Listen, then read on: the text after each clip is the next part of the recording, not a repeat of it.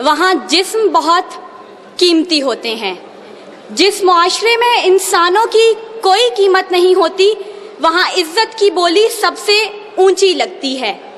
جس معاشرے میں انسانوں کی کوئی قیمت نہیں ہوتی وہاں بنتے ہوا سرے بازار طبلے کی تھاپ پر ناچتی ہے، اور جس معاشرے میں انسانوں کی کوئی قیمت نہیں ہوتی وہاں بھوک تہذیب کے آداب بھلا دیتی ہے۔ یہاں ہوس کے پجاری سیاہ راتوں میں سفید جسموں کا جیون سیاہ کرتے ہیں، یہاں پہ ناچتے پیروں کی تھاپ بکتی ہے، یہاں پہ جاگتی آنکھوں کے خواب بکتے ہیں، یہاں پہ پھول سے ہونٹوں کی پیاس بکتی ہے، یہاں پہ جسم ہے بکتے شباب بکتے۔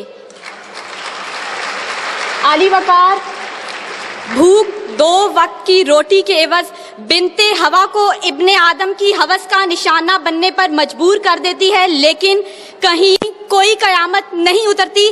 14 سالہ بیرا اپنی عصمت لٹانے کے بعد جان سے بھی ہاتھ دھو بیٹھتی ہے، لیکن کہیں کوئی قیامت نہیں اترتی۔ تھر کی جلتی ریت پر ننگے پاؤں چلنے والی قوم کا صدر اسلام آباد کی سڑکوں پر مرسیڈیز میں سفر کرتا ہے، لیکن کہیں کوئی قیامت نہیں اترتی۔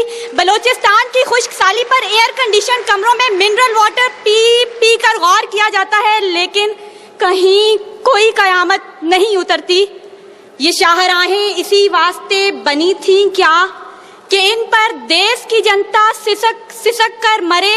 زمینیں کیا اسی کارن اناج اگلا تھا کہ نسل آدم و حوا بلک بلک کر مرے؟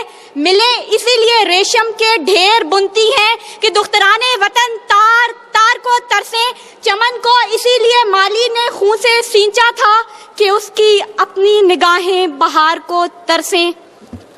عالی وقار یہ ہے اسلامی جمہوریہ پاکستان، جہاں ہر کوئی اپنی دھن میں مگن ہے، سر کھجانے کی فرصت نہیں، دائیں بائیں کی فکر نہیں، ہر شخص بھوکا ہے۔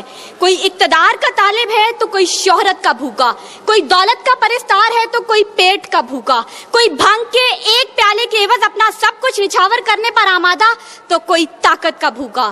کہت الرجال بڑھتا چلا جا رہا ہے، تہذیب و تمدن کے پیمانے ٹوٹ پھوٹ کا شکار ہو کر وقت کی ناقدری کا گلہ کر رہے ہیں، ہم زوال کی آخری حدوں کے بھی آخر پر پہنچ چکے ہیں، انصاف مہیا کرنے والے ادارے سسک کر دم توڑ رہے ہیں، ہر طرف سے ایک ہی پکار سنائی دیتی ہے، بھوک تہذیب کے آداب بھلا دیتی ہے۔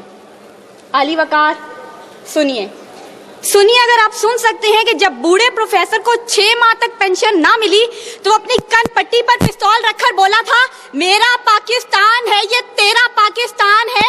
سنیے اگر آپ سن سکتے ہیں جب تسنیم سولنگی بھوکے کتوں کا نوالہ تر بنی تو بولی پڑے ہیں گنگ کٹہرے عدالتیں چپ ہیں۔ سنیے اگر آپ سن سکتے ہیں جب مزدور شام کو خالی ہاتھ گھر لوٹا تو اپنے بچوں سے نظریں چراتے ہوئے بولا ہیں تلخ بہت بندائے مزدور کے اوقات۔ سنیے اگر آپ سن سکتے ہیں کہ وزیر اعظم کی کھلی کچہری میں خود سوزی کرنے والا شخص بولا تھا میں بھی پاکستان ہوں تو بھی پاکستان ہے۔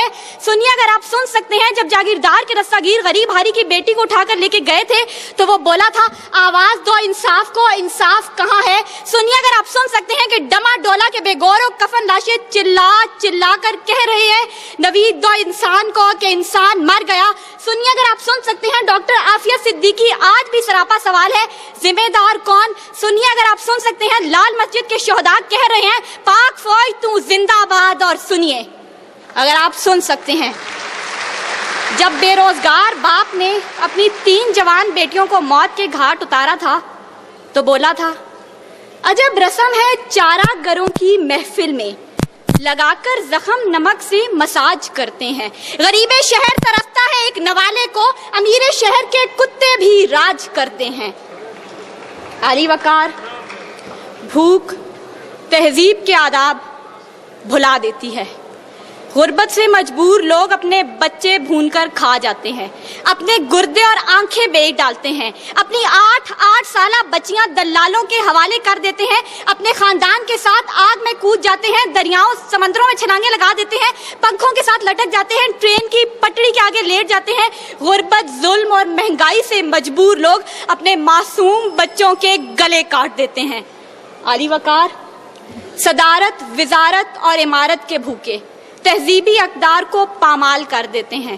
कभी तो चंद खोटे सिक्कों के बस कौम की बेटियों को बेच डालते हैं, तो कभी मसाजिद का तकद्दुस पामाल करते हुए ने लहू रंग करते हैं, और कभी अपनी ही आवाम से कहते हैं मैं तुम्हें वहां से निशाना बनाऊंगा कि तुम्हें पता भी नहीं चलेगा।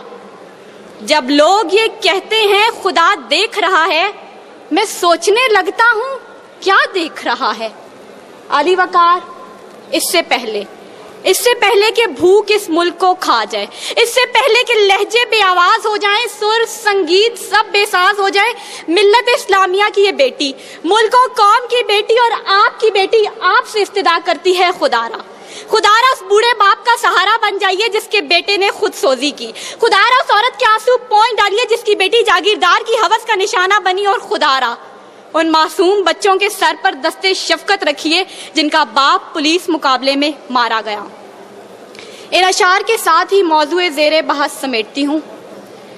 सितम ज़रीफ़ी वक्त ने कलियों की नज़ाकत को, दिलों की मोहब्बत को इस तरह से मसला है, इस तरह से कुचला है कि जिंदगी अजियत है और सांस की भी कीमत है। किसका हाथ है जो खून से रंगा नहीं, किसका गिरेबां है जो गिरफ्त से बचा नहीं। सदाए मौत आती है शहर भर की गलियों से, खून की बू आती है फूलों और कलियों से। शुक्रिया।